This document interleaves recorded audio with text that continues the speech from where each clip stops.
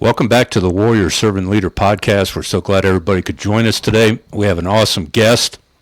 We have a whole lot in common and probably some different opinions on things. So today we have John Hollway, and for those of you listening instead of watching on YouTube, it's Hollway. It's not. We cleared that up because I was calling John Holloway and that was not the right name. So, hey, John's a leading voice in the criminal justice reform and systems improvement arena.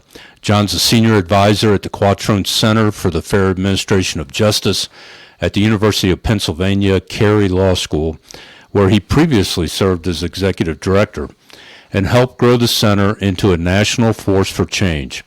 He's an expert in root cause analysis and works with justice systems, organizations, and policymakers to identify failures, prevent errors, and create more accountable and effective institutions.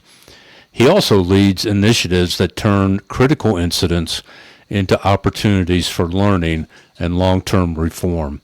John is an award-winning author of Killing Time, an 18-year odyssey from death row to freedom, a TEDx speaker, and a passionate educator who teaches on wrongful convictions, criminal justice reform, and how to build a more just system. John, welcome to the Warrior Servant Leader podcast, man. We're glad to have you here. Thank you, Pat. I got to tell you, I want to just make sure every time I'm introduced, it's in your voice. That sounds amazing. I have what'd they say, a face for radio. Certainly the voice. Anyway, it's great to be here. Thank you so much. Yeah. Well, believe it or not, back when I was a freshman in college, I was actually a disc jockey on our local college radio station back in 1975.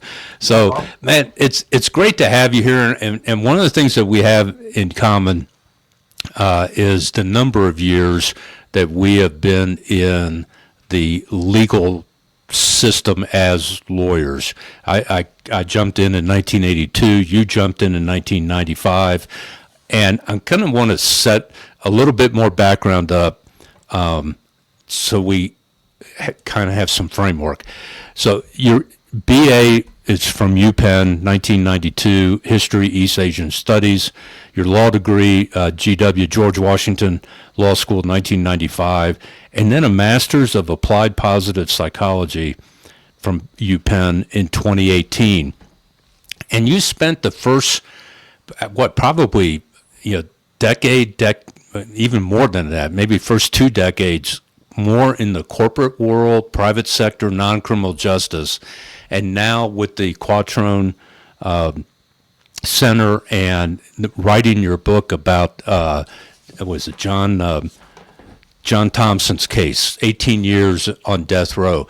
How did you go from that arena into criminal justice? And I think you started out as a civilian review board with Philadelphia PD. I was on that one version of Philadelphia Civilian Review Board, though I think the order of things was book, then Quattrone Center, then that review board. And my time on that review board was pretty short-lived. That review board was short-lived. But anyway, so, my career has taken a bunch of twists and turns. Yeah. Way better than if I had planned it. But when I graduated from law school in 95, what I wanted to do was be a federal prosecutor. I wanted to be an assistant U.S. attorney. And you couldn't do that right out of law school. You had to spend a few years practicing law. So I went to a law firm in Philadelphia called Morgan Lewis and joined their litigation section. And my goal was to get really good training, join the white collar group there. They had a bunch of people. The former U.S. attorney had, when he had left the field, had come to lead their white collar practice. And there were a number of guys, and it's not uncommon, as you know, for people to go in and out of governmental work, especially in various parts of the DOJ. So there were a bunch of guys in the white collar group, men and women, who had spent time as AUSAs. So my plan was get some good training, pay down my loans, and use those connections to lateral over to the U.S. Attorney's Office, year 3, year 4. As it turned out, I got hired away by a client on the business side, a hospital software company, 2 years in, and the guy asked me to be his chief of staff, and I kind of went off in that direction. But I kept a lot of the friendships that I had had at Morgan Lewis. And I say that because I want people to know that when I do criminal justice reform, for me, part of this is I look at it as a system, and we want to improve the quality of that system. And so that the principles of quality improvement and system improvement are true regardless of the system you apply them to.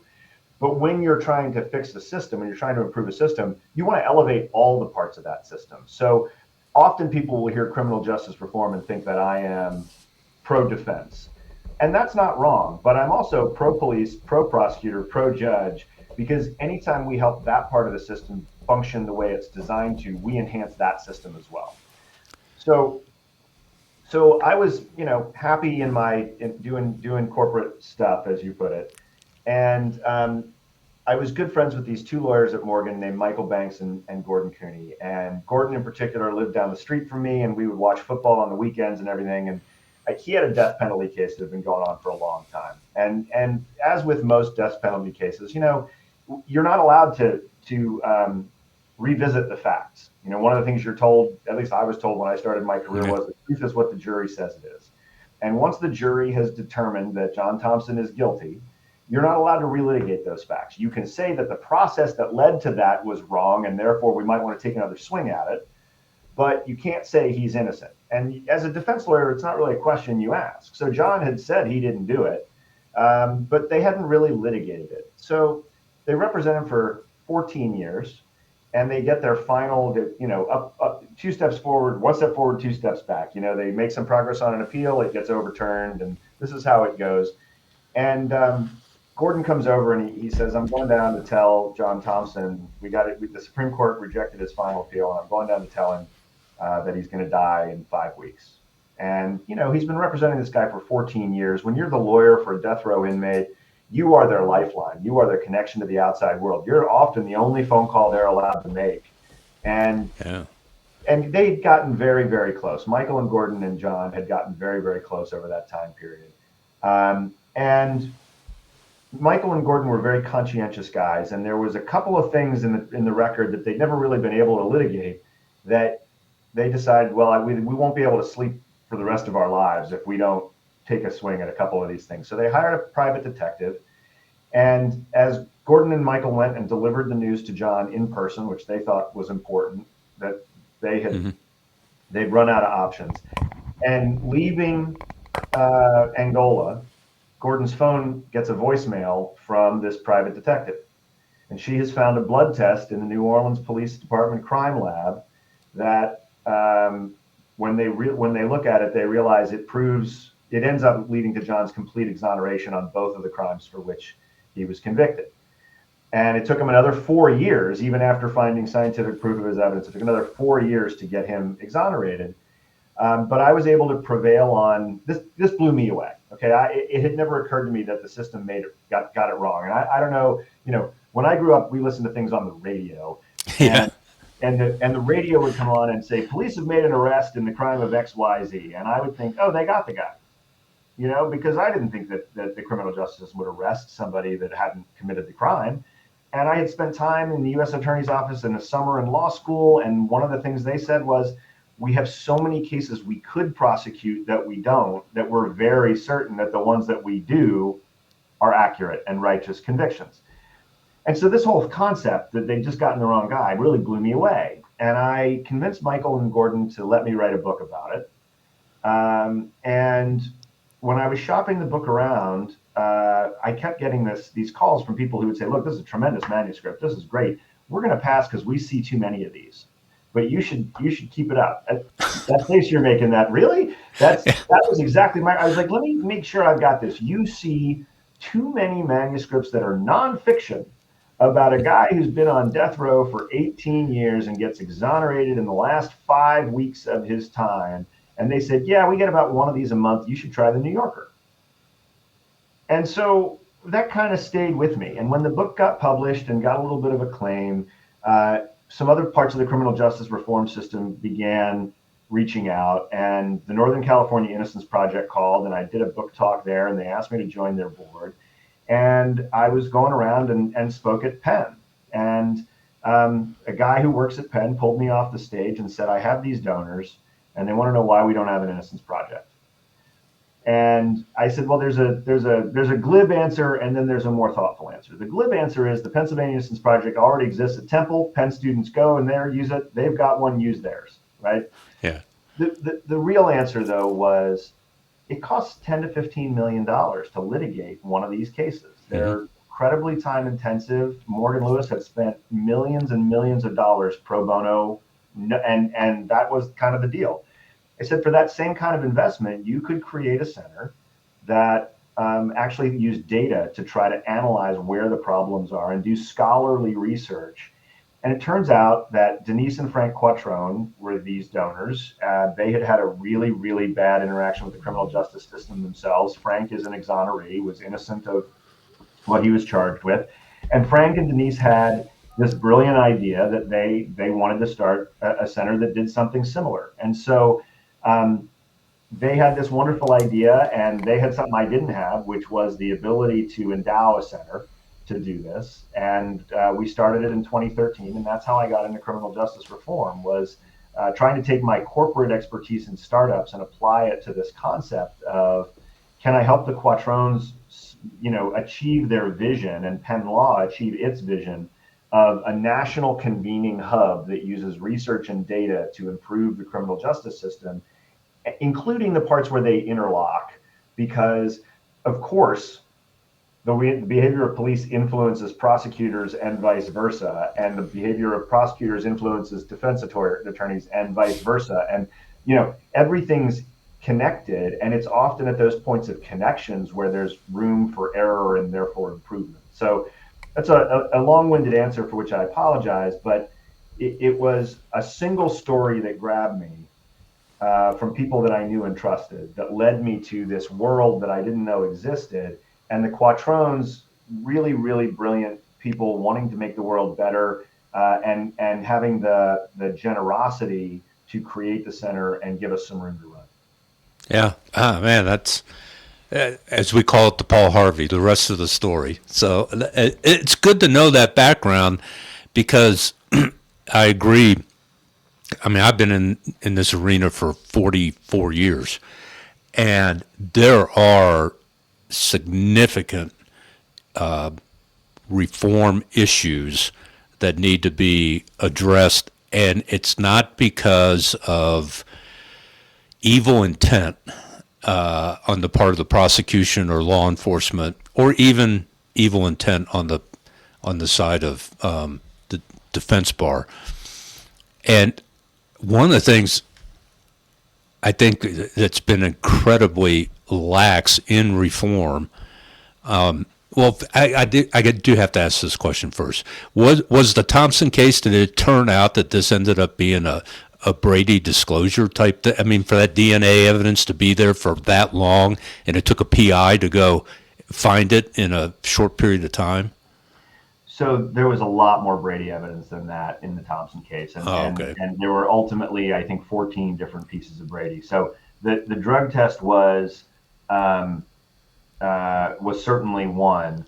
And if you look at it again from a system perspective, the test was addressed to a prosecutor who was not first chair on the prosecution. He was the screening prosecutor. And when the test, you go back and you kind of pull a string and you try to figure out what happened. And that lawyer said, well, I get a lot of these, but what I would have done is gone and put it on the desk of the prosecutor whose case it was. And so you talk to those two prosecutors were leading John's case, and each of them said, well, if I don't remember seeing it, but if I had seen it, of course I would have turned it over. And so you've got all these gaps to know. Here's what else we know in the Thompson case. They had a junior lawyer on the case as well. And what the blood test showed was that there had been a fight that a carjacker, later convicted to be John, there was a fight that this carjacker and a victim had gotten in, and in that fight there had been blood spilled on the kid who was driving the car's pants and shoes. And that was what was taken and analyzed. So all of that was in the evidence vault when the crime lab is analyzing the blood test. So what had grabbed Michael and Gordon was the prosecutor in the case saying, in a preliminary hearing, we might want to get a sample of the defendant's blood, Your Honor. And then there was nothing else in the record. There was no record of blood being taken. There was no record of a test. There was nothing. It wasn't introduced at the trial, nothing. And because they couldn't litigate the facts, this was nothing they could ever dig into. Mm-hmm. But they kept it in their minds. And when all hope was gone, they were like, let's just see if there was ever anything there. So they find the blood test. And when they start doing a little investigating, what they find is another lawyer in the DA's office who says that junior lawyer, he was a friend of mine. He died. And on his deathbed, he told me, I took the clothes and I threw them away. I destroyed one of the greatest regrets of my life is that I took those clothes and I destroyed that evidence so that if anybody ever found that blood test, they couldn't link it. And so, wow. And so there's, depending on your belief system, right? The two lawyers never had any sanctions, and they got away on the plausible deniability of, I don't remember seeing it, but of course, if I had, I would have turned it over. But we know that the junior member of the team admitted to destroying the underlying evidence. And so what I usually say when people say, what do you think about the lawyers? I usually say, you kind of have to pick who you are. You're one of two guys. You're either the guy who participated in the intentional destruction of that evidence, or you're a guy running a capital prosecution that doesn't know that somebody's destroying your evidence. Neither one of these is a guy that I want my law students to grow up to be. Yeah. Yeah, no, that's all. That's great because there's so often. I mean, I was a prosecutor for 4 years, and I never tried a death penalty case, but I did try second chair to attempt murder, and one of the things I learned and I didn't do this as a prosecutor, but I experienced it when I transitioned from being a prosecutor to becoming a cop and spending the next 26 years on that side of the arena, is how often I would go into trials, day of trial, not felonies normally, and the prosecutor would go, hey, I haven't had a chance to take a look at this file yet. Can you tell me what happened? And the trial is starting in 30 minutes, kind of deal. And that's a system and a process. I know we had 120 lawyers in the DA's office, and we were busy. I mean, we ran a grand jury 8 hours a day, 5 days a week, 52 weeks a year, except for holidays. And those grand jurors were sitting for 3 months, and that's all they heard. And like at the end of their 3 months, they're like putting their house up for sale, moving. They didn't realize how much crime there was. So I get being busy, but again, that comes down to a strategic management and doing analysis of and getting to that real root cause of why are these things that are going south, and maybe they're not even going south yet, but you go, hey, we're just humming along. This is the way we've always done it, kind of mindset. So what you're talking about is applicable not just in the criminal justice system, but in the corporate world of sales and all sorts of things that could make your endeavors better and more successful. Now, from a question standpoint,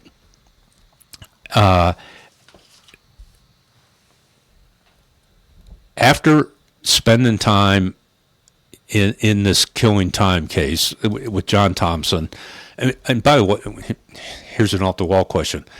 What and how is he doing now? So John was a remarkable guy. He became a very, very close friend, and he became a very, very passionate and very articulate advocate for improving the system. And in particular, wanting to deal with something that I think is a real structural problem, which is that prosecutors get absolute immunity for any misdeeds.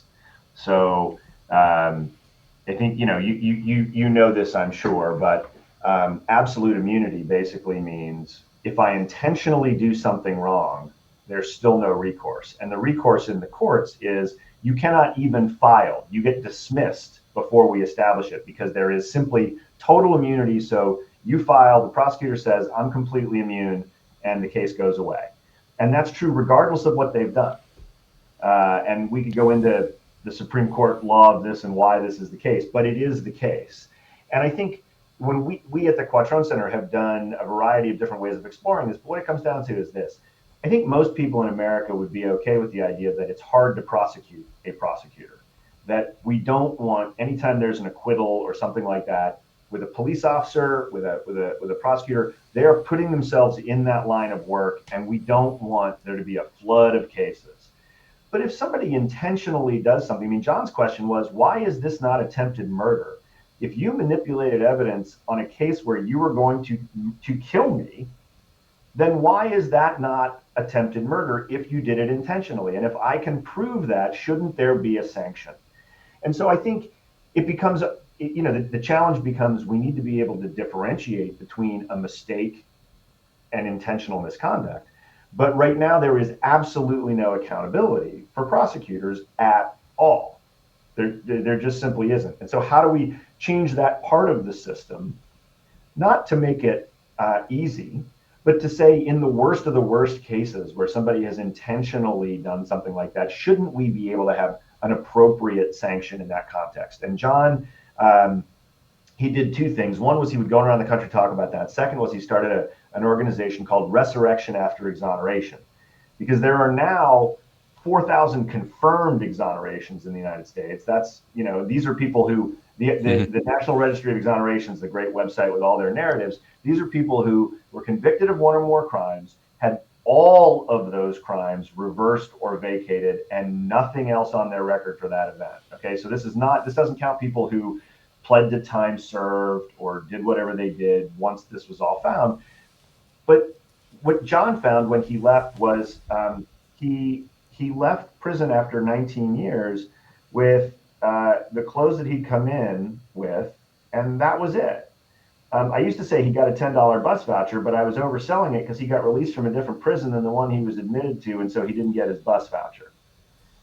Now, there are 12 states in the United States that still do not have a compensation statute. Pennsylvania, way to go, guys, is one of them.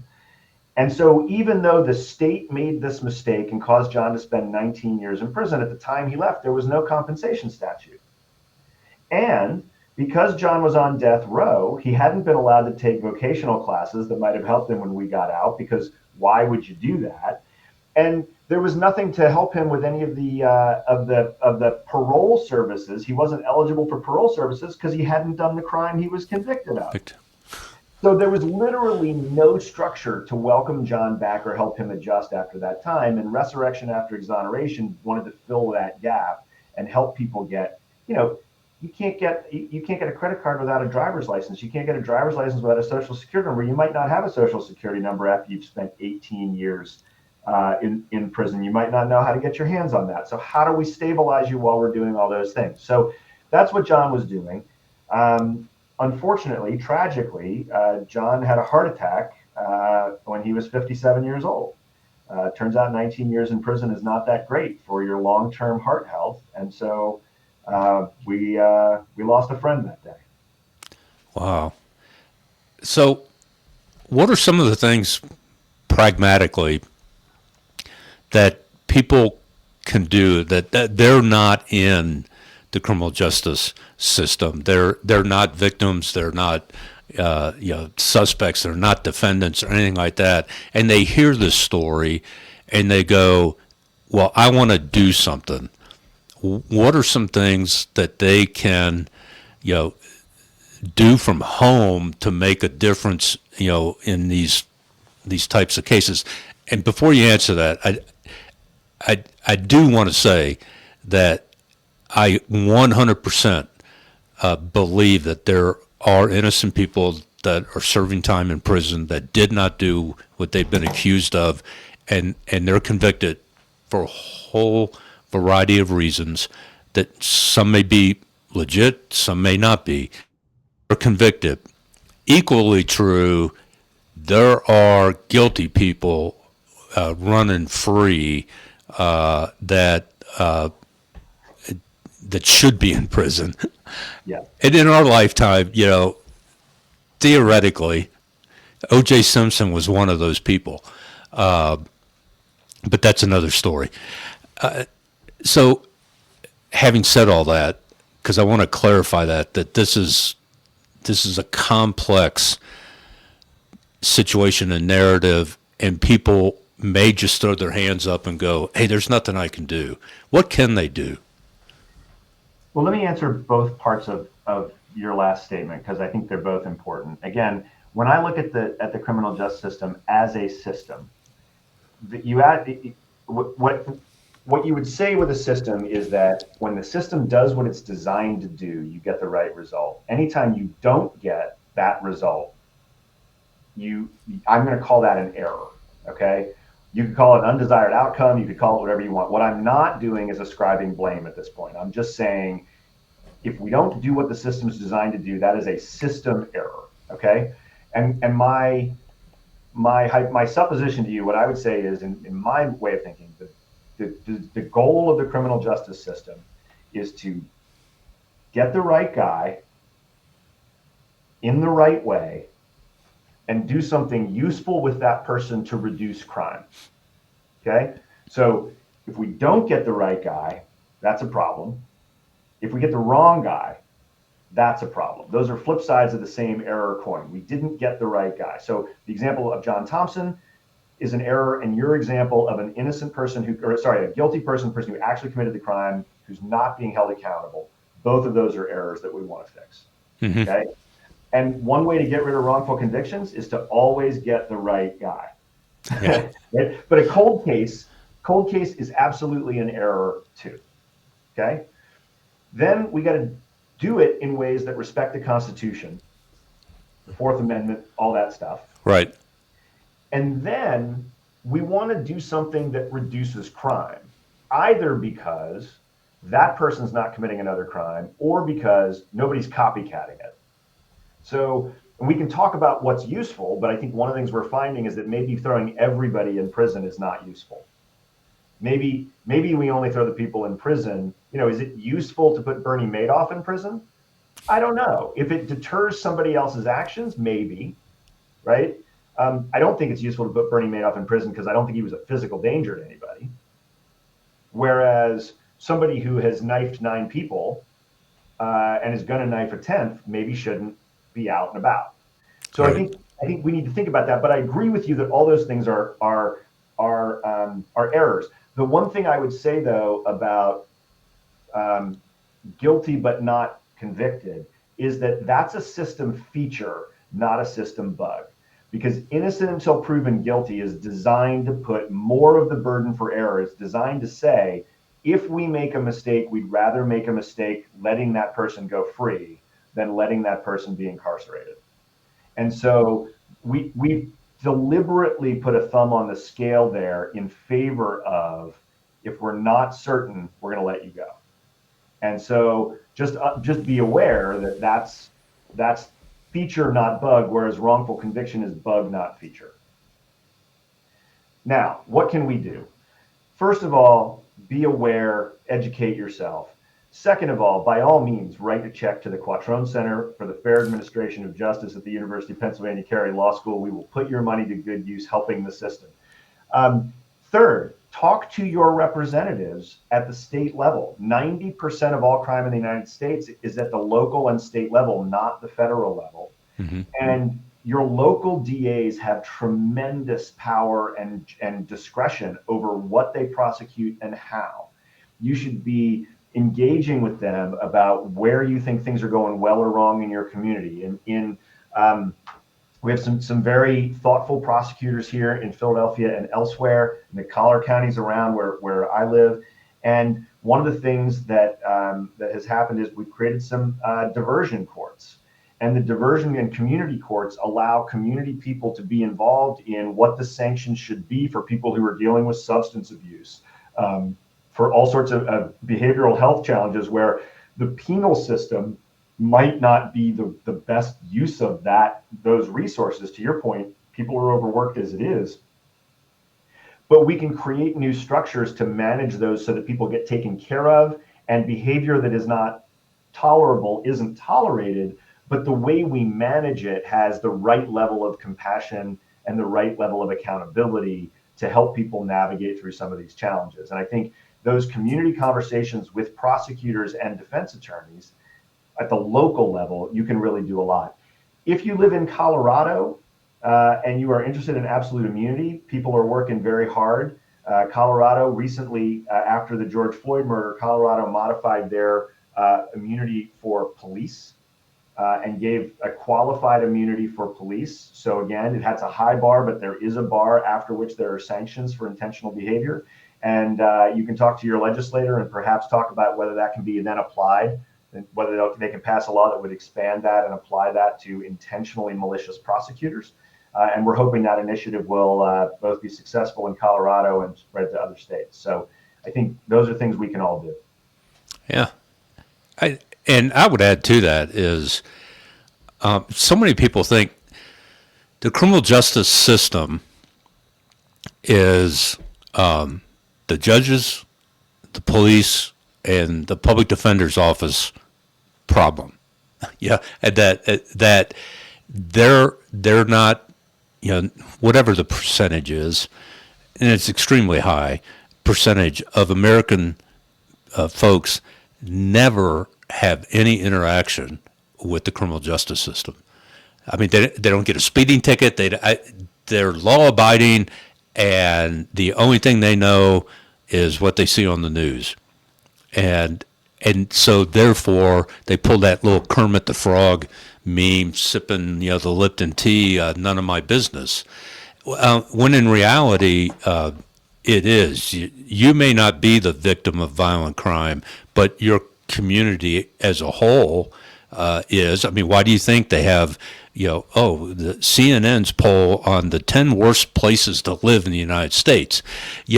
So your community gets trashed because of crime rates, even though you're not touched by it personally. And we experience this, and this is kind of a reform in the criminal justice arena that most people don't think about. And we had, in Dayton, Ohio, we had a extremely high rate of gang-related murders. It was like 50% of our 65 murders a year for a town of 150,000 people had some nexus to, and they don't like the word gang, so they called them group member involved homicides. And our police chief goes, we need to reduce this. And we can't arrest our way out of this type of, that the system, needs to change. And in a way that, oh, by the way, there's no additional funds and no additional manpower to make this happen. And it was, do you know Dr. David Kennedy? Sure. Yeah. So our chief was familiar with Dr. Kennedy's work in Boston back in 1996. And we had a staff meeting, and I had researched it. Yeah, my boss told me, hey, the chief's going to bring this up at staff. You may want to know a little bit about it. So I read like a 67-page DOJ paper on it. And I go to the staff meeting, the chief starts talking about, hey, this is what we're going to do. Community Initiative to Reduce Gun Violence, CIRV, CIRGV. And he's singing the praises of the Boston miracle. And I made the mistake of raising my hand and going, Chief, really appreciate what your thoughts and everything. But Boston quit doing this initiative in 2000, and by 2004 they were back to their pre-96 homicide rate. And he's like, Pat, you're absolutely correct. See me after staff. And guess who got put in charge of the program? Me. But it was so, because the street cops, everybody's like, this is hug a thug. We got to be nice to criminals, and it was anything but that. But we took the system of parole and probation. We took the system of accountability when you are on paper, either by probation or parole. And we took the social service system, we took the community, and we merged it all into one entity that all had the same message, which is quit killing people. And we reduced, in 2 years, we reduced gang-related murders by 64%. And that was with no additional funds, no additional manpower, but we looked at the problem, like you said, as a system that the system works, but it wasn't working the way it was supposed to. And everybody was in their own little silo. The judges were in their own silo that it's not my problem once I sentence them, or once the trial's over. The DA, everybody had this silo, and then within the community, there were two silos: those that weren't affected by gang-related murders, and those that were, the families that lost a child. And even if they were another gang member, that still somebody lost a kid. And so we changed the system, and it took us 3 months of going through a process to make that happen and get everybody on board. What do you think should be done in communities where, actual steps people should be taking, where you see there, from your research and everything, where there is a disproportionate amount of wrongful convictions, if there even is such a thing, or just a pattern that this wrongful conviction in Chicago, man, the facts, circumstances, and the failure, the same thing happened in Kansas City, or it happened in Nashville, or wherever. What are some recommendations you would have, like right out of the box, going, hey, this could make a big difference?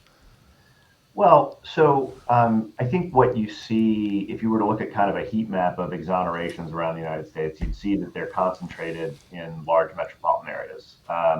And there's, that's just, some of that's just the law of large numbers. There's lots more criminal cases brought in those large cities.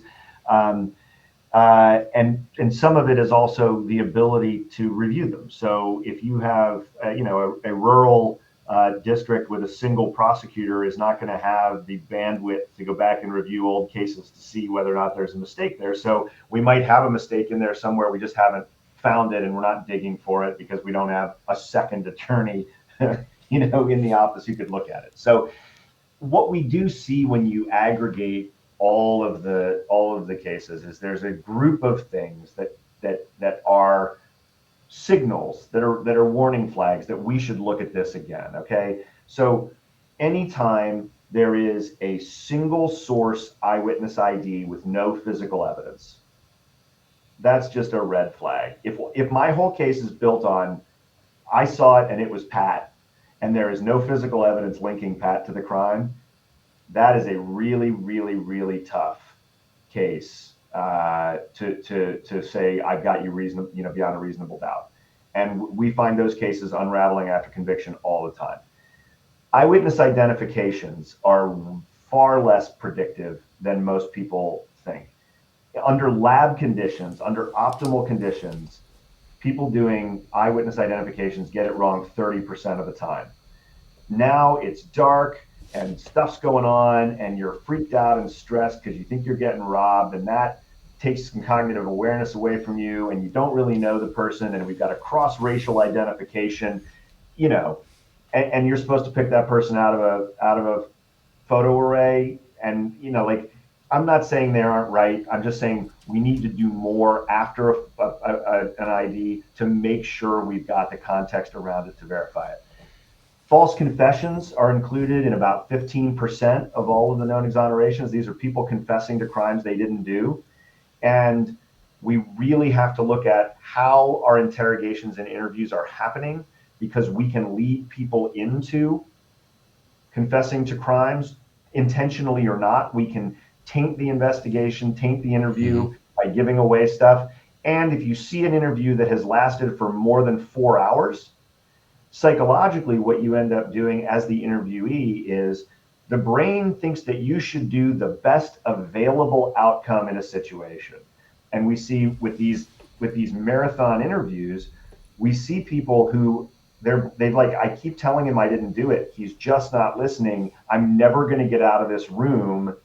I'll have to tell him what he wants to know. I'll have to figure out what he wants me to say to get him to let me out of this room. And so anytime you see a witness interview or an interrogation that's gone on more than 4 hours, that should get extra scrutiny before we simply agree with whatever the person has confessed to, because we know psychologically that people begin to wear down. And the U.S. Army has done some fascinating work when they were trying to figure out how to make sure they were getting truthful information from terrorists in the post 9/11 period. They worked on rapport building open interview questions, as opposed to what the read technique, which is what you see on every cop TV show and what every police officer is trained on to the extent they get training. The read technique starts with, I know who did it, now I have to break them down and get the confession. What the U.S. Army found was that got them a lot of bad intel. And what they needed to do is figure out how to build rapport with people and get them to tell them the truth. And so I think there's a lot of science that's worked there. Jailhouse informants are problematic because they have an incentive to tell people what they want to hear. We see those in a lot of these. And so there are a group of factors that time and time again we see in these wrongful conviction cases, and we really need to be able to not to do one of two things. One is to review the cases where those have happened to confirm what's going on with them. But the other is to really make changes in the police departments upstream so that we're not continuing to investigate our cases and give the same weight to evidence. And then we get to things like DNA and misreading or manipulation of DNA, managing DNA when you've got two biological samples mixed into the same DNA, and the science of that. Any arson case before about the year 2000 should be reviewed, because things that we used to think were evidence of an intentionally set fire, once we started doing experimentation, we learned aren't. And so there's a whole host of sort of junk science as well. And then the third challenge that we have is, you may know this, there are 18,000 police departments in the United States. Each one of them has a chief who gets to decide whether we put David Kennedy's program in our work or not. Yeah. Right? Each one of them gets to decide how we do it. Each one of us has our silo of policing, 18,000 of them across the United States. And so there really aren't best practices and standards that all the police identify. The FBI tries to help with that. And scientists, researchers like my team, like David Kennedy and others, work to do this. And then we get a sergeant in Dayton who rolls his eyes during the briefing. Yeah. And all the guys are like, that's just an academic egghead who doesn't know anything. And so certainly, I wish I knew more than I do. We can always improve too. But there's, it's tough to disseminate even when you have something that works, like focused deterrence. And by the way, focused deterrence didn't just work because it delivered the message of stop killing people. It worked because it gave those inner city kids an alternative to the gang. Mm-hmm. It was, why do you think that killing people is what you should be doing? And some of that answer was, what do we have to do other than this? We have no future. We have no resources. We have nothing. We're not educated. We don't have good schools. The activity that is going on in certain parts of North Philadelphia and the activity that is going on 15 miles west where my kids went to school, my kids have opportunity in those schools. They see people who have a future. There are parts of North Philly where you don't ever see that. And so where are you going to go? And focused deterrence, what was it called in Dayton? I'm sorry. Serve. Serve. Community Initiative to Reduce Gun Violence. CIRGV. Serve would go to those group involved members and would say, not just stop killing people, but if you do, we will help you with resources to do something else productive with your life. And that's the integration of social assistance and a carrot, not just a stick, to connect with those guys and help them see a different future and elect to go there. And that is a really important feature of that program. But then disseminating that from Boston to Dayton, that's a big challenge. And it needs somebody like you who has read about it, understands it, and is willing to do it. Then you've only got 17,998 more departments, and you'll have it all done. And then this problem will be licked, Pat, and we'll be able to retire in the sun. But see, and that was kind of what I said to the chief was like, yeah, well, Boston did this and quit doing it, and because they had arrived, we've solved the problem. And the chief looks at me and he goes, you're absolutely right. And this is in front of the whole staff. You're absolutely right, which is why this is not going to be an initiative. This is going to be institutionalized in this agency for as long as I'm here. And I plan on being here for 10 years. And I think he ended up being there. I retired before he did. And I think he ended up doing like 13 or 14 years. And guess what? The next chief stopped doing what he was doing, and now their numbers are back up. And that's one of the fallacies or myths, I think, even within the community. Well, if you just, can impact it and stop it, it won't come back. Yes, it will. And you're absolutely right. We had the stick that whatever you want to call it, the consequences for your group killing somebody. But what we did is with the community services and the actual community, the faith leaders were involved, usually moms of murdered victims were involved. But what we did is we started eliminating all the excuses you had for being a member of this gang. Well, I got 10 years on the shelf because everybody we talked to, they were forced to come because they were on probation or parole. That was our hook. Out of 900 identified gang members, we then narrowed it down to which of these gang members are on paper, because we can make them come to this, we called it a call-in, and as a condition of probation or parole. But we eliminated their excuses. Well, I got 10 years on the shelf. I don't even have a GED. Guess what? You're at the front of the line. We have in the audience right now, we have some people from a GED program that will talk to you immediately after this, and we'll get you scheduled and signed up to start working on your GED. I don't have a driver's license. Hey, we got somebody from DMV. And we just started eliminating the excuses, and like you talk about building relationships and connections with people instead of threatening them with consequences. Do it because I said so is not going to get people to do it. And that's what we did. And a lot of things you were talking about, I was writing notes. I wasn't ignoring you as I'm looking down, is like, oh, yeah, remember SWAT? There was East Coast, West Coast. I mean, two, one is bust down the door, go in, and address everybody, secure. And another one was breach, secure, and call out. And they're all SWAT, and they all belong to National Tactical Officers Association, but two completely different approaches to. So it's very.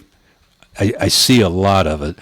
Realistically, and I love your analysis of Reed. Most people don't realize in Canada, Reed was actually judicially ruled as unconstitutional because of the false confession ratio. Now they've pivoted and they've changed, as far as I know, they've changed what they're teaching. And if you have not talked, you should get in touch with these two guys. I'll introduce you to at least one of them because he's been on the podcast. Peter Dreek, retired FBI, was the lead counterterrorism expert for the FBI during the Cold War, and all about building rapport and he would go, how can I get this? I know this guy's a Russian agent and he's here in the United States. Now, how can I flip him to, do something that's against his probably best interest? And he's got some great books out there on the Code of Trust. And then the other one, Chris Voss, FBI was the lead. If you were kidnapped internationally, an American was kidnapped, Chris Voss was the FBI agent that would go to. He wrote a great book called Never Split the Difference.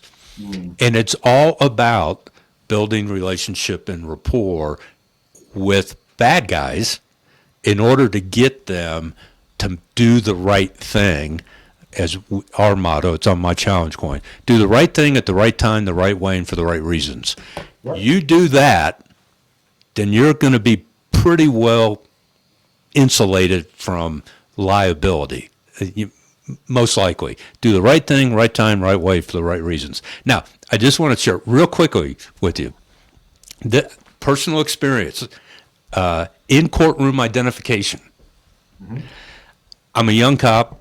Well, I wasn't young. I was 28 years old when I joined the police department, but I'd only been a cop for like 3 weeks when University of Dayton students came back into session. So it was in August of 1986. And they had this big thing called Lowe's Fest. Lowe's was the name of a street. It was off-campus housing, and it'd be 5,000 kids there. And we were supplementing. They were city streets, but a lot of the houses were owned by the University of Dayton. So University of Dayton cops and Dayton cops would partner up, and we would basically babysit. And I see these 3 girls drag this log tree branch into the middle of an intersection and drop it. And I'm on probation. My FTO goes, "What are you waiting for?" So I go over. 2 of them got back into the crowd. The third one was too slow. And I bring her back, and I write her a ticket, a $100 minor misdemeanor ticket. No jail time. It's for depositing hazardous material in roadway. And the whole time, she's just like, yeah, I'm a law student. I know my rights. I mean, just, and we didn't have cages in the car or anything like that. And I'm just like, I can't wait to get this ticket finished. And I give her ticket, and 3 months later, it gets scheduled for a trial. And that's like, nobody has ever had a trial on like a $100 ticket. You pay the, there's a posted fine thing, and you're done. And so I get there, and my FTO, I put him on the back of the ticket. And there were 2 other Dayton officers that were there. I put them on the back of the ticket. And the UD officers were not on the back of the ticket. And it's going to go to trial to the judge. And the lawyer is a law professor at UD. That's where this girl was a law student at University of Dayton. And I had graduated from that law school in '82. And he was a professor there, and his brother was Secretary of something for the United States. I mean, he was in the cabinet.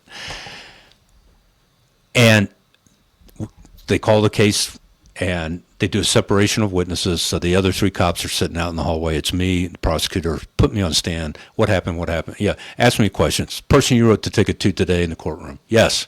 It's that young lady sitting next to the defense counsel. And no further questions. Cross-examination, no questions.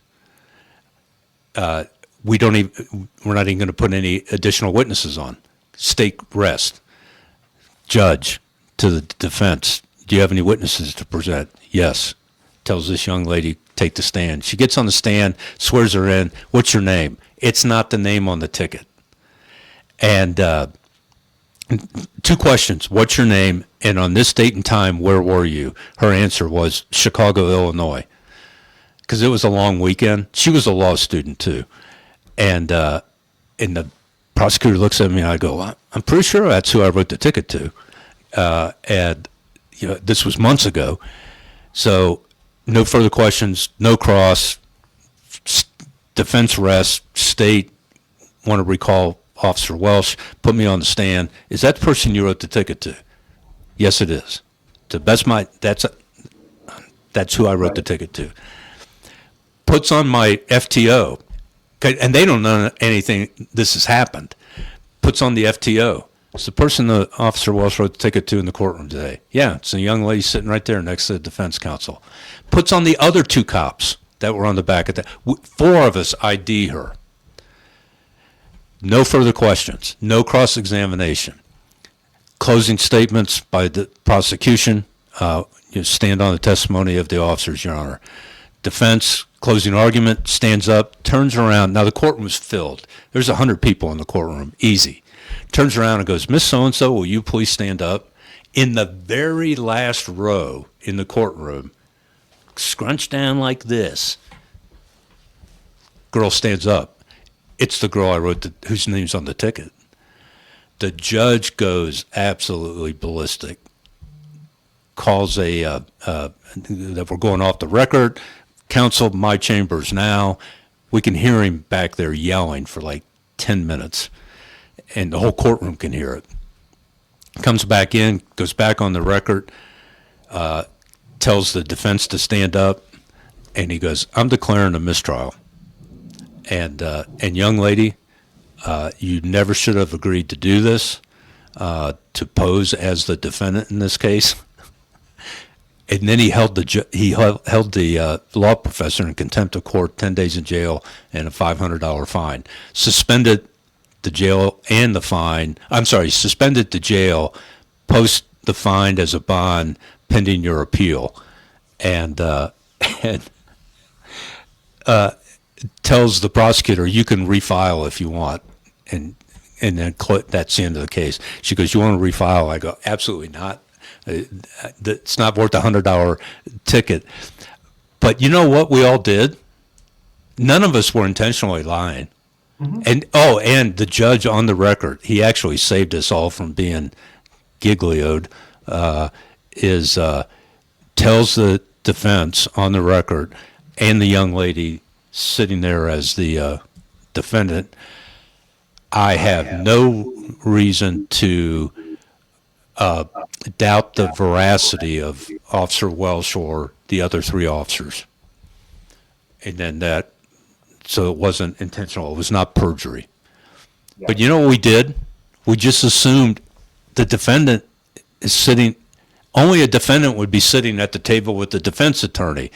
And I don't know that that's a system issue, but it did teach me from that day forward, if you gave me an ID so I could write the ticket, I would tell you, you'll get your ID back if this goes to trial or you post the bond or whatever, the fine. And I'd staple it to the ticket because I'm never going to misidentify somebody again. And for years, the rest of my career, if I was not absolutely positive that person sitting there is who I wrote a ticket to, I would tell the prosecutor, hey, this happened a year ago. It's just now coming to trial. I don't know if that's them or not, so dismiss it. But so I don't want people to think all cops are bad. There are cops that lie, and I know you don't. But there's this perception, or the flip side is my mother-in-law. Her son-in-law is a cop, and she gets called for jury duty. And she says in voir dire, if the police arrested them, they must have done something wrong. She was thanked and excused. Yeah. That's who I was when I heard about John Thompson, and I was a law school graduate at that point, and I was just naive and also it's to your point. I think there are moments where people deliberately color outside the lines. I think it's far more frequent for situations like the one you're describing or others where people are operating in good faith and we get to the wrong place. And we've spent a lot of time at the Quattrone Center, and I work with jurisdictions all around the country on how do we take, when we find out we're wrong, there's two things we got to do. The first thing is we got to do what we can to make it right to the people we've harmed. Mm-hmm. And the second thing we got to do is we got to figure out why we did it wrong and work to not repeat that mistake again. And, you know, something that goes wrong in our court system now goes wrong despite our existing checks and balances. And that means we didn't see it coming. So now it's happened. Now we got to tighten that up. And over time, that safety net will get tighter and tighter and tighter. It'll change from being a hammock and having holes in it and be more like a blanket and really catch those things so that the bad things don't happen and we get better over time. And, you know, look, the criminal justice system, what it does is people in the system spend all day, every day allocating blame. So when we come in and say, we're not blaming anybody for this mistake, we just want to learn how to get better, it's hard to hear. Yeah. What they hear is you're telling me I'm to blame. And I'm like, I don't know if you are or not, actually. I don't know anything. Tell me your story and let's figure out how we can work together to make it better. And that's really what what we try to do. And because to your point, you know, we got a bunch of good people doing really hard jobs on both sides of that aisle. How do we help each of them do their job better? Because the reason the defender's there is to trust but verify. And we got to empower them to do their job. And the reason the prosecutor's there is to bring righteous convictions and have the discretion not to bring wrong ones, and we got to help them there. And the reason the judge is there is to be the referee, and we got to help them there. So everybody needs, we all can get better, you know? Yeah. Scotty Scheffler needs a swing coach from time to time. So how do we help these people do that? And that's what we're trying to do.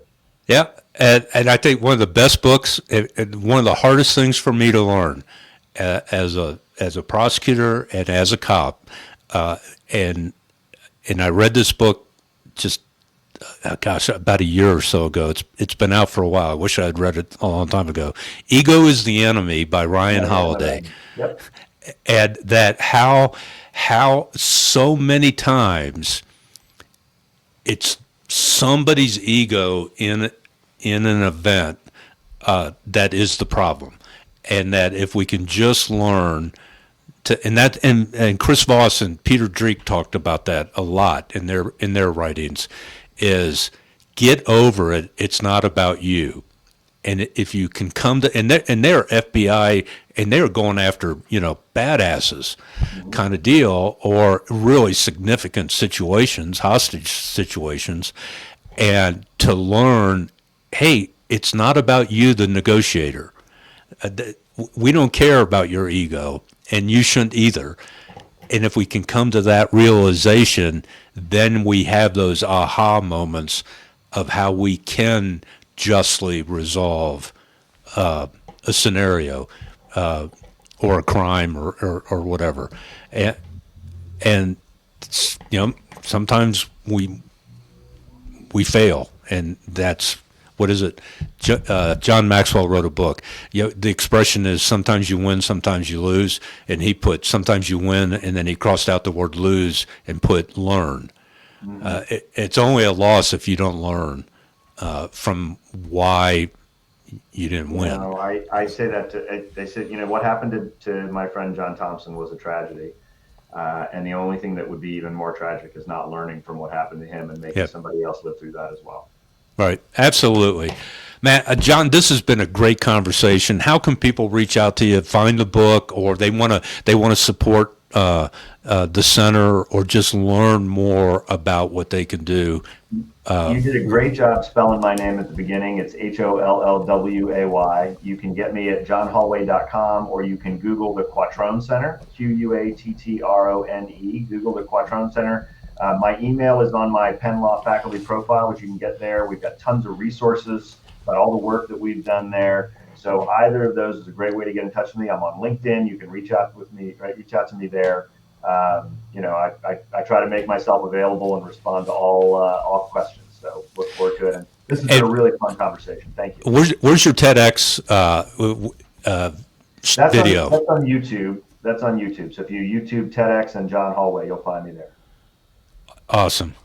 John, thank you so much. This has been it's been a fun conversation, and it's nice to be able to have differences of opinions or perspectives. Realizing though, we all want the same thing, and if we work together, then we can arrive together. So, thank you so much. For our listening audience, thank you so much for coming back for another episode. Because of you and your desire to be a better warrior servant leader in your personal and professional life. We're in 75 countries now and Hong Kong, and it's all because of you and sharing our message with people that you know need to hear it. So thank you so much for your loyalty and making a difference in your part of the world. So until next time, as I end every episode, always, always, always strive to do the right thing at the right time, the right way, and for the right reasons, because that's what warriors, servants, and leaders do every day, every time. Love you all, and see you on the next show.